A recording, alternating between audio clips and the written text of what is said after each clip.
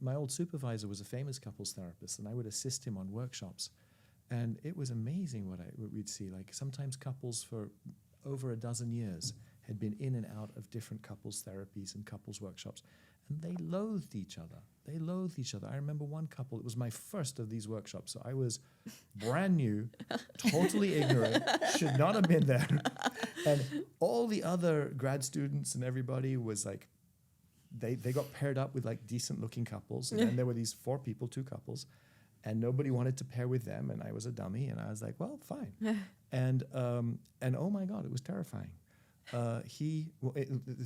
One husband, so 2 pairs, one husband left to go to the bathroom, came back after the lunch break, having slept with his secretary in between, who lived nearby.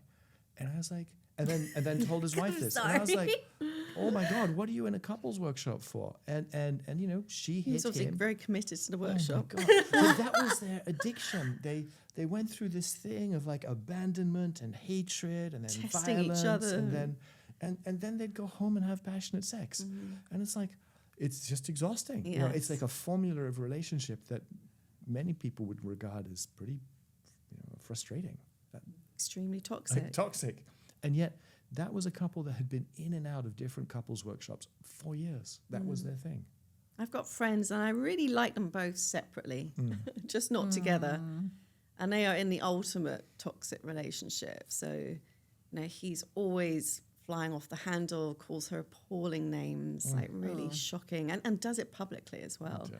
So you can be out for dinner and suddenly, there's a tirade of abuse. And it's weird because she's one of the strongest women I know in the corporate world. But at home, she's an absolute doormat and puts up with it and always has excuses for him. And then she'll say to me, oh, but, my parents had a relationship just like this. I like it, keeps me on my toes is another one. Yes, keeps it alive, doesn't get it sleepy.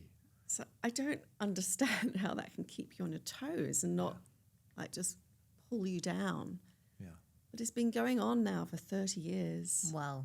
And, they keep talking about divorce, but they'll never do it because there's something that they both enjoy, I think, about this relationship. Fascinating, some work by a researcher called John Gottman, where he puts video cameras in front of people's faces, electrodes all over their bodies.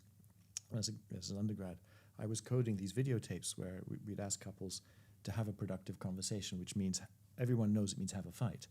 And so there they are, cameras in their face, electrodes on their body, and they have a fight. Wow. And They should have chosen this couple, maybe. Very productive. Very productive conversation. And it was amazing. Like even then, we could predict marital satisfaction 4 years into the future with 90% accuracy. God. Based on just a few minutes of videotape. It got to beyond 95% accuracy, or I think 94% accuracy.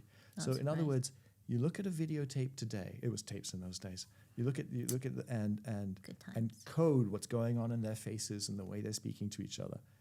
And you can tell the outcome 4 years into the future with incredible accuracy. Maybe there's a business opportunity there. There is. Like, do you really want to marry this person? Go through the test. They do. People go off It's to going to Seattle. end in disaster. Yeah. No, call it quits now. They go to this place called the Love Lab. There are cameras everywhere except the bathroom. Right.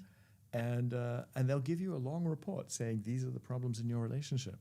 Yeah. It's incredible. I'm a advocate for, seeing, doing the inner work before you actually get married. And it's not to say to be perfect or anything. And I have a example